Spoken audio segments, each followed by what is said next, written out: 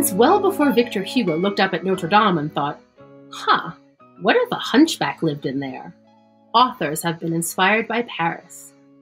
Welcome to the Storytime in Paris podcast on Paris Underground Radio, where we keep that tradition alive by showcasing an author with a French connection in each episode. Every episode will feature 5 questions asked by you, our author's biggest fans, and answered live on air.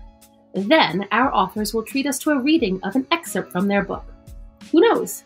Maybe you'll even be inspired to write your own great French novel. I'm your host, Jennifer Garrity.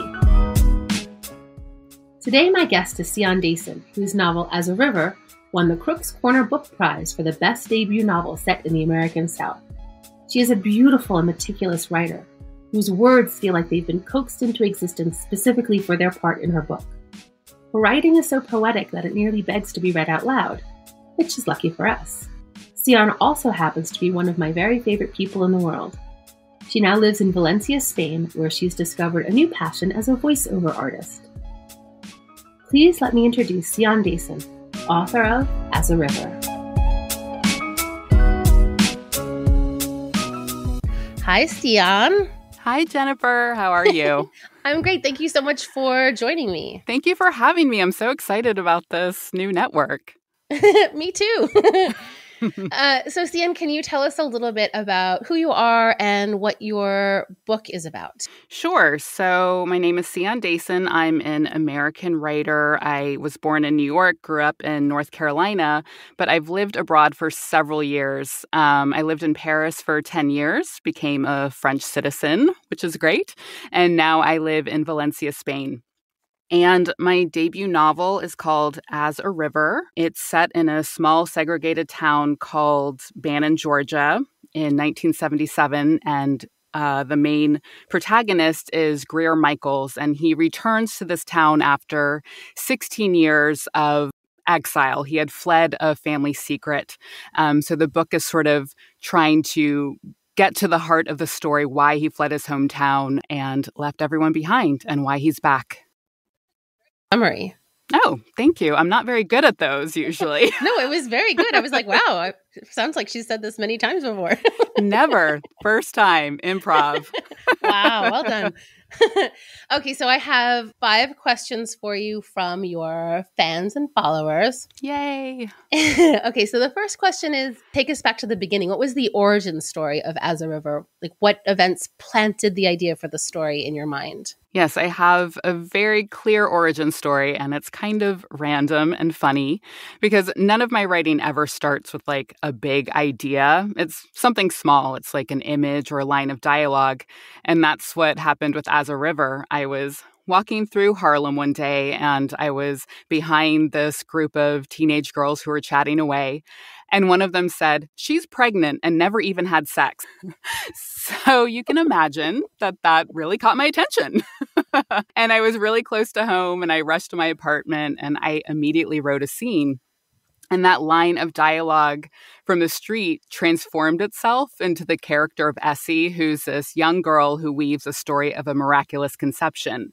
And that scene came out really quickly, which isn't usual for me. So I was like, there's something here. But then I sort of got interested in her daughter, Celie. I was like, what would it be like to grow up with a mother who raises you with this tale of a miraculous conception? And the more I wrote, the more the cast of characters sort of expanded organically in that way. And soon, like this intriguing man with something haunting him from his past entered the picture. And as soon as I started writing about him, I just sort of lit up and I knew that Greer was my main protagonist. And so like I said in the intro, I started following him to discover like, why did he leave? Why has he come back? So the book is very much about our origins and how the stories we tell about ourselves shape our lives. That's so interesting. I really would have guessed that your story would have started with Greer. Yeah, it did not. I do nothing in a linear fashion. That's a pretty good metaphor for my life. Nope. It started with the character Essie, who is still in there. But, when you read the book, she's definitely not as major a character as Greer became. There's a really lovely lyrical, poetic quality to the way that you write, which I really noticed when I heard you read at your book launch. Do you think that beyond the story itself, the melody of the words is the key to a successful novel? Well, first, thank you for those kind words. And I think that sort of makes sense, though, because the way I write, I read things aloud over and over again. So I'm trying to find that appropriate cadence and the right rhythm. I don't think that's necessary for every novel. I think there are different types of novels. There are novels that mesmerize you with sort of the gorgeous use of language. And there are others that, the language is more functional, utilitarian, but the story is so captivating that you're literally turning the pages. So I think it depends on the reader, what they need out of a novel. But as a writer, yeah, melody is super important to me. My first efforts at writing were poems. And so I started with poetry, and I think I bring poetry into my prose. Yeah, that's very interesting. The other thing that seems to be so important specifically in this book is the setting. Mm-hmm. Like Bannon, this book is so much about the place.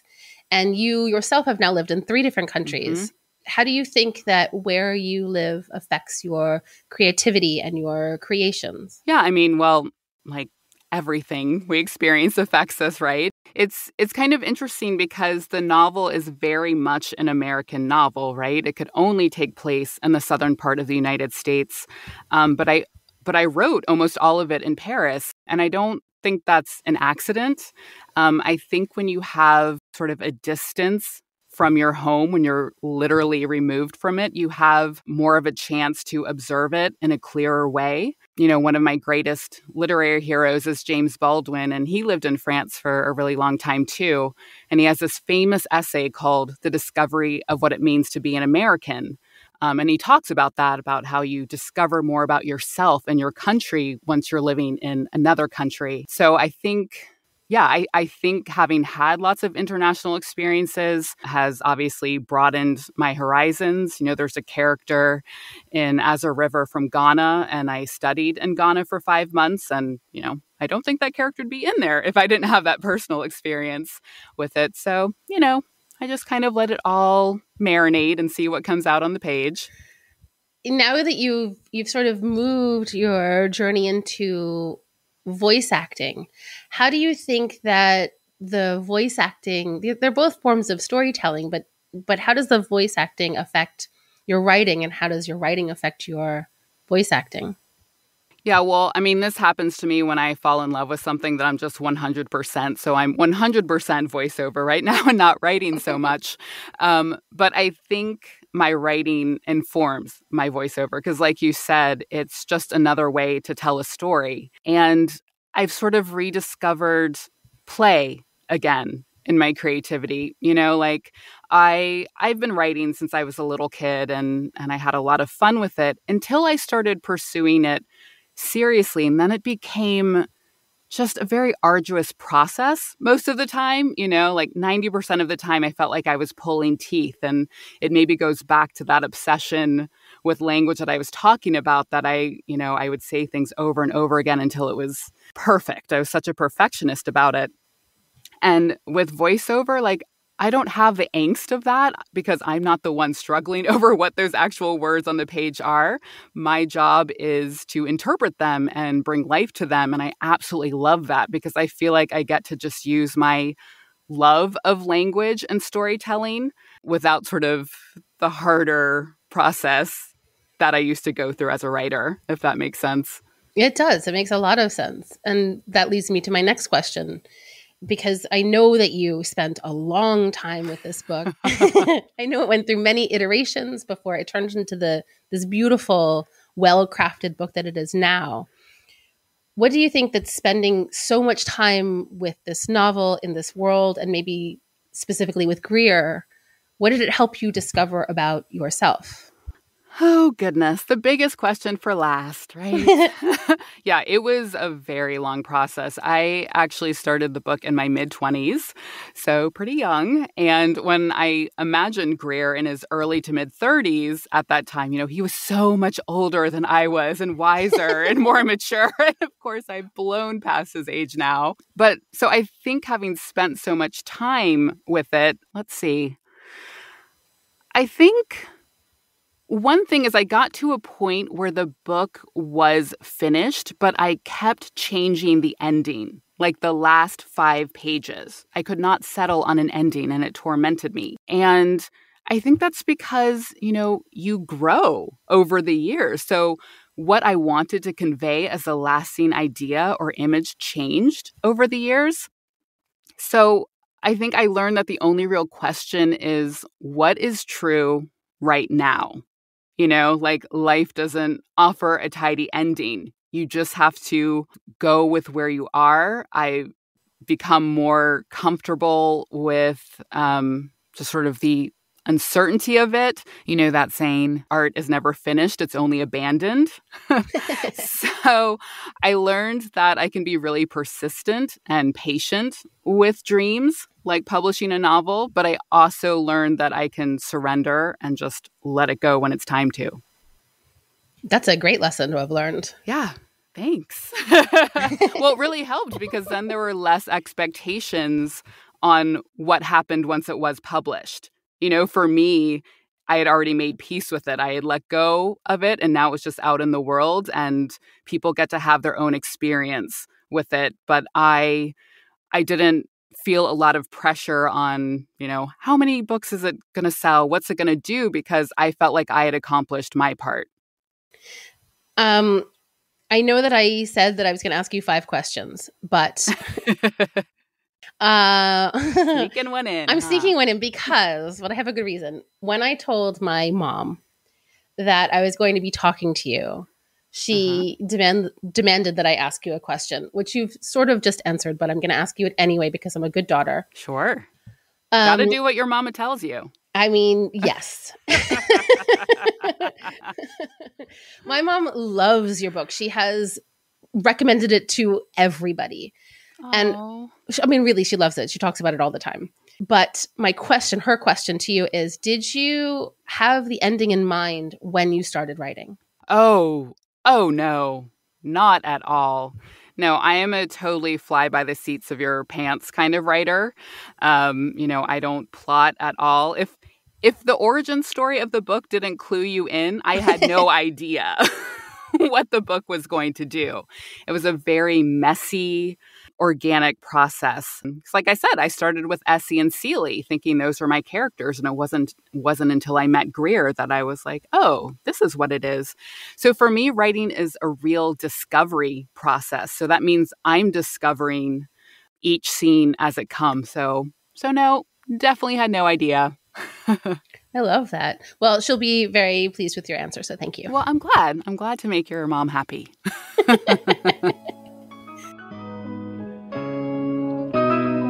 We'll be right back with Storytime in Paris after a word from our sponsors. What's the recipe for a successful cooking podcast? Hire some experienced hosts. I'm Omid Tavalai. And I'm Alana McPherson Tavalai. We're otherwise known as Emperor Norton. We've been doing this for years. Neither of us has lost any appendages. You're not building confidence. Don't make sweeping generalizations or engage in stereotypes. Because that's what romantic couples do here in the City of Light. And love and romance. Vous faites des burgers et des brownies. Skip the off-holiday humor. It's not like child exploitation or something. Do engage in womansplaining. Actually, a lot of recipes use both baking powder and baking soda. Sprinkle liberally with dad jokes. I don't know what kind of baking powder I'm buying. It's all single acting. Just Okay. so you know. Just like the men here. They're single acting. Help me. And maybe actually a useful recipe once in a while. Tune in to The Transplant Kitchen, a podcast by 2 Californian chefs in France with a global mindset for cooking, on Paris Underground Radio. And now, back to Storytime in Paris. Now I think you're going to treat us to a little reading of your book Can you maybe give us a little context or background for what we're about to hear? Sure. So the book is set in a small town called Bannon, Georgia, and I'm going to read a selection from a chapter set in 1961. So here Greer is 16, and he's just coming home after being with Caroline. He is on fire with new love. But the complication is that, they're in a segregated town in 1961, and they're on different sides of the color lines. He watched the white Thunderbird pull away, the headlights like glowing orbs, floating, ethereally displaced. When viewed from the side, they cast sharp, narrow beams of light, but they created more a sense of seeing than aiding actual sight, the amount of darkness surrounding them so much greater. Caroline completed the U-turn, and the back of the car now faced him, red brake lights replacing the tiny orbs. They appeared, disappeared, then finally grew distant until swallowed by the night. Caroline had a lighted path for her return. Greer would have to stumble home with only what the stars and moon could offer, which wasn't much here under the thick forest cover. He didn't need light to guide him home, he decided. This he had learned about sight tonight, too. Sight alone couldn't lead you in the right direction. You could roll your eyes over every inch of a thing and not extract any real meaning from what you saw. Caroline had physical beauty enough to spare, but she had something more. Magic. Greer followed the banks of the river until it wound its way to East Bannon. Bannon. How would Bannon contain him tonight, he who felt so free? He noticed everything and nothing on his way home. Every sense felt alive, his whole being saturated with Caroline. This secret knowledge they had shared. He felt liberated and dangerous. Greer was coming up on the path behind Wilson's when he started slowing down. He would have to calm this burning somehow. How would he hide that his whole self was aflame? He rounded the corner and started walking down Main Street, half expecting that the fire he emitted would wake the town, that people would fling open their shutters and exclaim at the brightness walking down the road in his form. No one looked, however. There was no witness to his heat. Greer stood outside his door now and gathered himself to enter. He always felt he had to make himself small in this house, and he felt too big tonight. The door creaked as he opened it. His mother wasn't in the front room. He was relieved, hoped he could make it to his room and guard his wildness there. Just as he was easing the front door shut, Elizabeth padded into the living room, her slippers muffling her footsteps. "It's late," she said. "Yeah, isn't it a beautiful night? You know I worry about you." "Mama, you know there's nothing to worry about out there. We're in little old Bannon." A place doesn't have to be big for meanness to set itself down on you. Greer was too happy to hear words like meanness tonight, too happy to feel guilty that she had stayed up again waiting for him. "Remember how you sang that one time, Mama?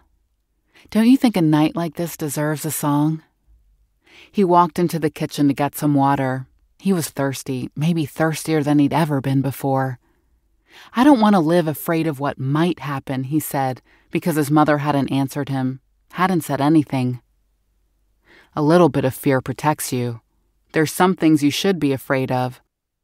Greer drank the water in one gulp, then placed the glass back down. He turned to look at his mother, whose face was drawn from lack of sleep. He wanted to tell her how much you miss if you always stay protected, closed off. Nothing alive seeps in. He wanted to tell her about Caroline, because keeping his elation inside almost hurt. He was too full with it. He would burst. He felt it rising in him again, wondered if he would start glowing, if his mother would notice how big and bright he was. He knew he couldn't tell her, though. He knew he couldn't tell anyone. "I want to do more than just be safe, Mama. I want to do more than just survive. I want to live," Greer said. Elizabeth rested her hands on the back of the chair, which stood at an awkward angle, not completely pushed in underneath the table. Greer wondered what she thought about what he'd just said. Seemed it was all she did. Survive.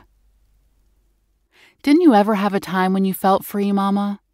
Haven't you ever just spent a perfect day where you felt you lived a whole life, a great one? Elizabeth didn't say anything, only got that blank look on her face she always got when he asked her anything real, anything that mattered. He looked at the sad woman before him. It was hard to conjure up an image of her that might mirror what he had felt tonight with Caroline. "You make me feel whole," she'd said. "Did my father make you feel alive, Mama?" It was hardly noticeable, but he noticed how she gripped the top of the chair with her hands. "I told you, we never speak of the dead." "And that's all you've ever told me. Shouldn't there be some joy we can talk about? Can't you ever say anything more than that?" Elizabeth turned her head and gazed out the window. "Is it fair? That's all you'll let him be? A drowned man. Wasn't he more than that?" Greer insisted. "Don't talk about it," Elizabeth said loudly. "I don't want to talk about it," she said, lowering her voice again. "There are things I want, Mama. Don't you see I'm suffocating here? Why do you think I go out all the time? I don't mean to worry you, Mama. I really don't, but I can't stay here. I can't stay cooped up in here, never saying anything, never being able to ask anything." Elizabeth had her back turned to him now, her arms folded across her chest. He was talking to her back now.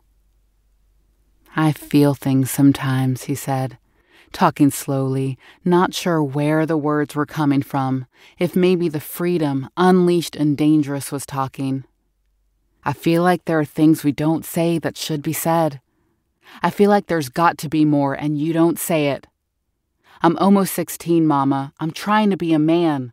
All I want to know is something about what kind of man my father was. Don't you think I deserve that much?"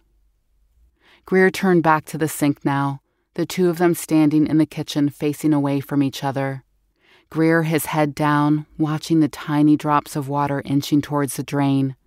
Elizabeth holding herself like she might fall down if she didn't. "Sometimes I think he must still be out there," Greer said. "I don't believe you. I don't believe you sometimes." He turned around and walked past his mother, who still stood with her arms crossed tight across her chest. If he had stayed a moment longer, looked closely as he brushed past her, he would have seen her eyes growing moist. He didn't see, though. Not the tears gathering in the corners of her eyes, or that slight bit of energy a body gathers right before speaking. Thank you so much, Sion. Where can we find you? You can find me everywhere under my name. I'm very lucky that I don't think there's another Sion Dayson in the world. So SionDayson everywhere. Instagram, Twitter, Facebook. That's my website, siondayson.com. Easy. Thank you so much. It's always wonderful talking to you, but I really appreciated this little conversation. Thank you so much. Me too. Thank you. Bye. Bye. A huge thank you to Sion Dayson for being with us today on the Storytime in Paris podcast. You can find her on all socials at Sion Dayson, SionDayson, and on her website, siondayson.com. I'm your host, Jennifer Garrity, and you can find me on all socials at Jennyphoria, JENNYPHORIA, and on my website, jennyphoria.com. Storytime in Paris was produced by me at Paris Underground Radio. For more information on this show and shows like it, please go to parisundergroundradio.com. Thank you for listening.